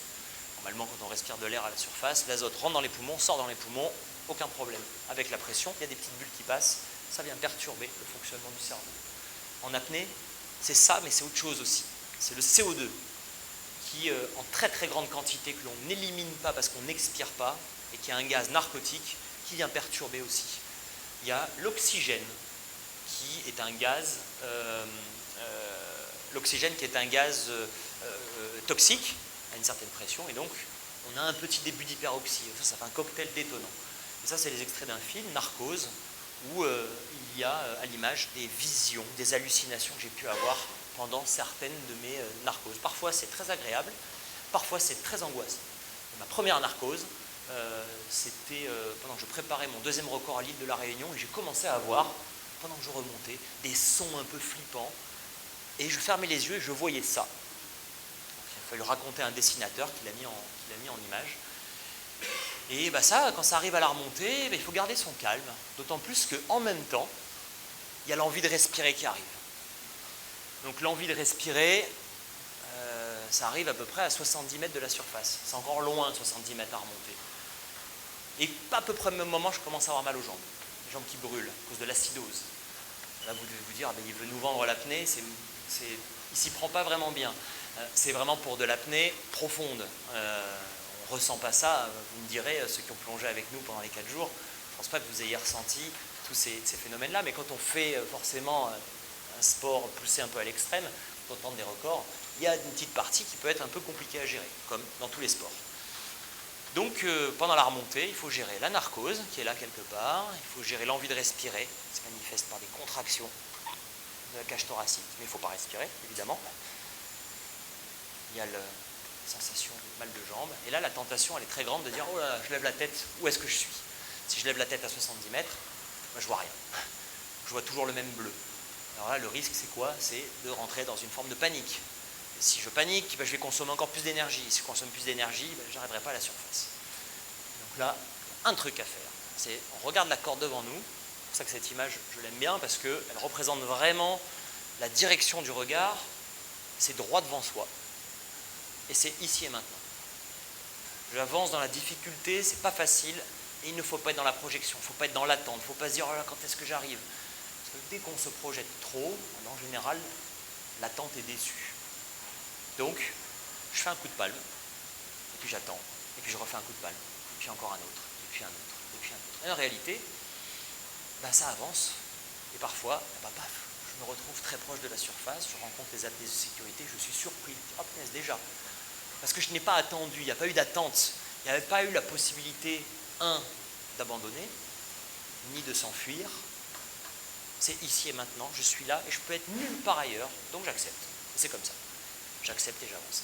Ça aussi, c'est une manière d'aborder des moments qui peuvent être compliqués dans tous les projets qu'on peut entreprendre. Je m'en suis servi quand j'ai couru le premier marathon cette année, quand ça devient compliqué, quand on se dit putain, quand est-ce que c'est fini ce cauchemar? Eh bien non, en fait, il faut juste faire une foulée, et puis la foulée suivante, et avoir une vraie attention sur l'instant. On peut se fixer des mini-objectifs, en disant, je vais courir encore 500 mètres. Moi, quand je palme, je me dis, allez, 2 coups de palme. J'essaie d'avoir les 2 coups de palme les plus parfaits, et puis après, encore 2 coups de palme. Ça ne va pas plus loin. Bon, ça, c'est à mettre à l'œuvre. Quand c'est compliqué, quand on est dans une période où on a l'impression qu'il y a une montagne de problèmes devant nous. Je me rappelle, on passe tous par des trucs comme ça, je me rappelle à chaque fois ce qui se passe quand on est sous l'eau, je me dis, bon, allez, la solution c'est on règle un petit problème, puis après on en règle un autre tout petit, puis tout petit, puis tout petit, puis en fait on les met bout à bout, et puis ces longs, tout petits problèmes, on les met, ça fait une chaîne, et puis cette chaîne, elle nous amène vers la porte de sortie. Donc, accepter, je dis beaucoup ce mot dans cette présentation, mais l'acceptation c'est fondamental. Et toujours pourquoi, pourquoi ça peut avoir un intérêt? Parce que toutes les personnes qui se mettent à faire de l'apnée, elles travaillent sur cette dimension-là, à un moment donné. On arrête de respirer, puis on est contraint d'arrêter de respirer, et puis on se dit, mais j'ai envie de respirer, je suis fait pour respirer. Ben non, on doit accepter qu'il est possible de rester plus longtemps. On doit travailler sur soi, sur des personnes qui sont anxieuses, sur des personnes qui veulent avoir le contrôle total absolu de tout et qui ne peuvent pas lâcher. Ben c'est une école extraordinaire. On arrête de respirer, et puis on essaie de tenir, on n'a pas le choix. Si c'est dur de se projeter, de se dire, je vais tenir 2 minutes, ben non, on se dit, je tiens 10 secondes, puis je vais tenir encore 5 secondes, et puis encore 5 secondes. Encore 5 secondes. Alors c'est facile de dire il faut apprendre à accepter quand c'est difficile, mais l'apnée, ça nous donne l'opportunité de l'expérimenter concrètement dans le corps. Et moi je reste persuadé que quand on expérimente quelque chose profondément dans le corps, ça vient s'ancrer quelque part dans la tête et on peut être capable derrière de l'utiliser comme une ressource. C'est pas toujours facile, c'est pas automatique, mais c'est un outil en plus que l'on peut avoir. Et le dernier point, c'est quand je rejoins proche de la surface et que j'arrive proche des apnéistes de sécurité, où là, ben oui, il y a cette réalisation, alors je n'ai pas besoin d'attendre ce moment-là pour le réaliser, je le sais, mais en tout cas, ça prend tout son sens à ce moment-là. Je ne peux pas plonger si je suis tout seul, c'est aussi un grand message que j'essaye de faire passer, qu'on essaye de faire passer. J'espère qu'il passera là, dans cette salle, si vous vous dites, oh là là, j'aimerais trop faire de l'apnée, ben, pas tout seul dans son coin. Vous débrouiller pour vous faire encadrer. En plus, maintenant, vous n'avez plus d'excuses. Il y a une école qui vient d'ouvrir. Être entouré, être avec d'autres, plonger ensemble, parce que l'apnée, ce n'est une activité qui, si elle est pratiquée seule, peut être absolument une des activités les plus dangereuses au monde. C'est un des trucs qui m'énerve le plus au monde quand, dans les séries Netflix ou quand les documentaires que tout le monde voit, la première phrase du documentaire, c'est freediving, one of the deadliest sports in the world. L'apnée, un des sports les plus dangereux, mortels qui existent sur la planète. C'est affreux parce qu'en réalité, si on le pratique bien, l'apnée, si on le pratique avec un groupe, avec des gens, c'est beaucoup moins dangereux que de faire le tour de Mooréa de nuit en scooter un samedi soir. Et je dis ça pas sous forme de boutade, c'est réel. Quand on plonge le long d'un câble, même si on va profond et qu'on met les conditions de sécurité, on est plus safe que dans tellement d'activités physiques. Le monde de la montagne, c'est tellement plus dangereux. Il y a tellement d'autres activités où on ne contrôle pas les éléments. En apnée, on contrôle l'élément. On est sous l'eau pendant 3 minutes 30. On ne va pas avoir un tsunami sous-marin pendant les 3 minutes où on est sous l'eau. Tout est à peu près, contrôlé. Il faut juste travailler sur soi et sur l'encadrement qu'il y a autour. Alors, qu'est-ce que c'est que l'intelligence collective? C'est essayer d'apprendre à plonger ensemble. Alors, tout le monde s'imagine que parce que moi, je suis un champion du monde, forcément, comme tous les athlètes qui font partie des meilleurs mondiaux, eh ben, on a un staff, on a des gens qui nous suivent partout. On s'imagine que j'ai mon propre bateau avec des gens que je paye pour faire ma sécurité. Et puis, en fait, la réalité, c'est que la réalité de notre sport, c'est qu'on doit se débrouiller pour s'entraîner ensemble. Il y a pas ou très peu de champions qui peuvent avoir leur bateau et tout un staff à leur service. On a réussi à construire cette aventure de l'apnée parce qu'on a pratiqué collectivement. Pas que pour des raisons de sécurité, mais pour faire grandir le sport. On met un pied sur le bateau. La première fois que j'ai mis un pied sur le bateau avec Claude Chapuis, la première leçon que j'ai compris, c'est qu'à un moment donné, je n'aurais pas plein de gens autour de moi qui s'occuperaient de moi. C'était une association. Il fallait que je mette la main à la pâte. Donc le premier truc qui s'est passé sur le bateau, c'est qu'il m'a donné une combinaison mouillée, un peu usagée. Il m'a donné une brosse, vraiment véridique, et il m'a dit, tiens, tu vas commencer par frotter la coque du bateau parce qu'elle est dégueulasse. Tu vas voir, il faut que tu retiennes ton souffle, tu seras en apnée. Je voyais les autres qui plongeaient, je me dis, mais attends, mais je ne suis pas venu pour ça, moi. J'avais 15 ans. Et puis derrière, il m'a dit, c'est cool, merci, tiens, monte sur le bateau, il faut remonter un câble parce qu'il y a un tel qui va plonger. Ah ouais, mais c'est vrai que tu es venu pour plonger, allez, viens, on va te montrer 2-3 trucs. En fait, j'ai compris que sur le bateau, qu'on soit un champion, comme il y avait quelques champions en herbe, ou que l'on soit un débutant, on est tous à la même enseigne. Il y a toujours quelqu'un qui va remonter l'ancre, que ce soit le recordman du monde ou le débutant, et on fait tous quelque chose. Et ça, c'est une mode de fonctionnement qui est absolument passionnant et durable parce qu'il nous permet d'avancer ensemble et de laisser absolument personne sur le trottoir. La générosité dans toutes les aventures collectives, c'est ce qui crée l'intelligence collective, c'est ce qui nous amène à prendre des décisions ensemble et ce qui nous permet, ce qui rend l'aventure beaucoup plus belle. On a chacun, à un moment donné, chacun un maillon de la chaîne. Quand je plonge, j'ai 5 personnes qui s'occupent de moi pour ma sécurité, c'est comme ça qu'on l'organise quand on plonge profond. Mais dès que j'ai fini, hop, je deviens un membre de la chaîne et c'est quelqu'un d'autre qui plonge profond. Un autre qui se prépare pour un championnat et moi je deviens apnéiste de sécurité, je monte sur le bateau et je fais un truc pour aider les autres. Et ça, c'est vachement intéressant dans tous les projets que l'on doit mener, peut-être même dans les grands projets qui nous attendent à l'échelle de l'espèce humaine, arriver à tous avancer ensemble, sans privilège particulier. Tout le monde, on doit être en charge de quelque chose. Chacun doit être capable d'aider le collectif à avancer. Donc ça a été une leçon absolument extraordinaire que j'essaie de mettre en application encore quotidiennement, y compris en tant qu'athlète. L'autre point, c'est arriver à nouer des relations de confiance. C'est aussi, l'intelligence collective, c'est quoi? C'est arriver à, oui, quand je plonge, avoir confiance dans les membres de mon équipe, mais c'est aussi gagner leur confiance.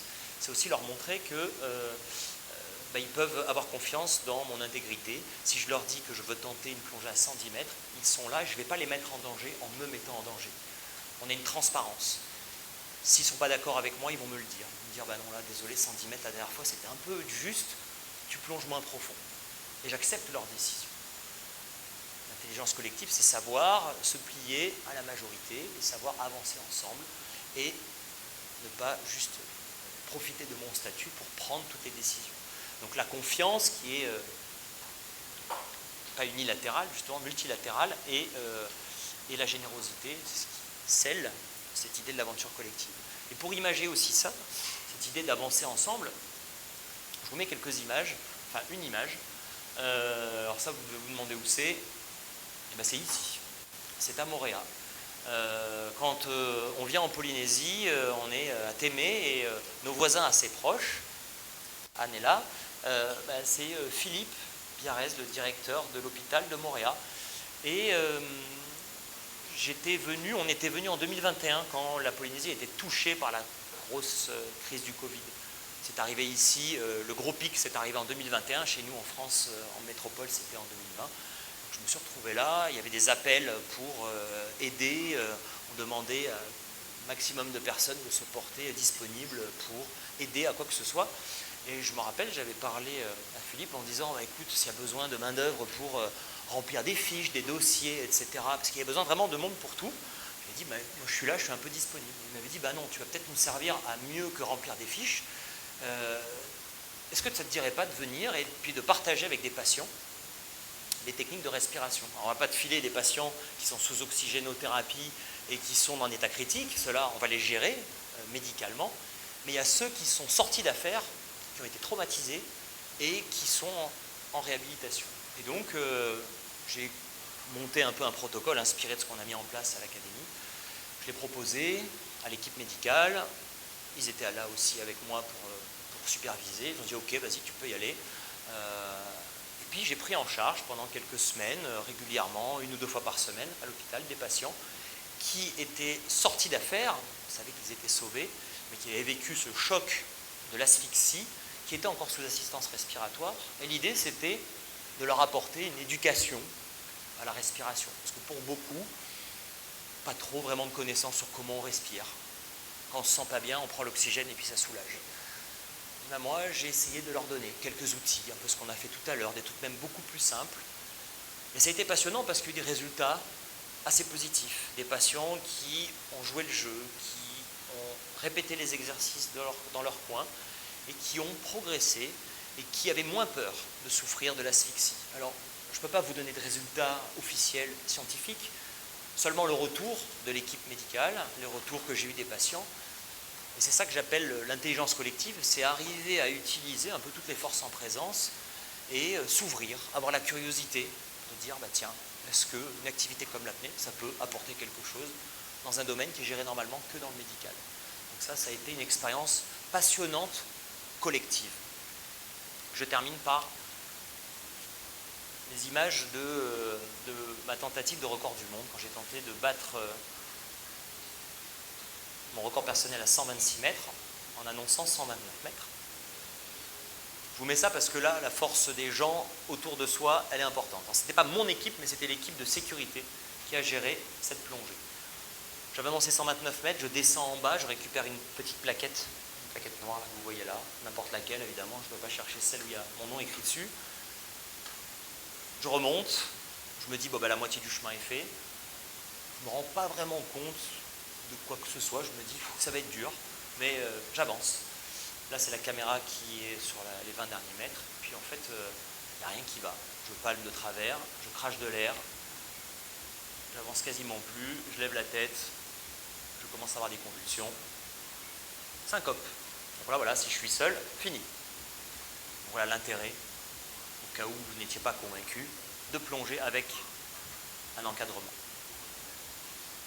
J'arrive en surface, c'est une syncope, c'est pas un arrêt cardiaque, c'est un arrêt ventilatoire, réflexe. La plongée a été engagée, on m'enlève le pince-nez, on me souffle sur le visage, je retrouve ma respiration, j'ai du mal à respirer, on met de l'oxygène pur, j'ai mal, j'essaie de respirer profondément, j'arrive pas, je tousse, je crache du sang, je fais ce qu'on appelle un énorme squeeze. Donc je me rends compte, je me dis, j'ai fait un accident ultra grave et je comprends pas. Je comprends pas comment 2 jours avant, j'avais réussi à faire 126 mètres avec relativement pas mal de facilité et comment là, ça peut se solder par un accident aussi grave. Et puis, je regarde mon instrument de plongée, ma montre, pour savoir qu'est-ce qui s'est passé, à combien j'ai plongé, pourquoi ça s'est soldé comme ça. Et là, en fait, au lieu de lire 129 mètres sur la montre, je lis 139 mètres. Voilà. Je pense que vous avez tous entendu parler, enfin beaucoup ont entendu parler de cette mésaventure. En fait, l'équipe d'organisation s'est trompée. Au lieu de même régler le câble à 129, elle l'a réglé à 139. Derrière, ça a marqué un vrai coup d'arrêt. Alors, mon premier sentiment quand j'ai compris ça, c'était soulagement. Et après, je me suis dit, bon, il est peut-être temps d'arrêter la quête des records, continuer si je veux, aller plonger profond, mais d'une autre manière. C'est ce que je fais aujourd'hui, en transmettant, en voyageant, en continuant à explorer, mais d'une autre manière, avec des petites palmes, en maillot de bain, toujours en essayant d'arriver à se réinventer, mais en n'allant pas chercher le chiffre absolu. Voilà l'idée de ce moment qu'on a passé ensemble. J'espère que vous avez des questions. C'était de poser des questions pour voir si la plongée en apnée permet de poser les bases de réflexion, pour voir si on peut envisager notre rapport au monde de manière un peu différente. Je vous remercie pour votre attention.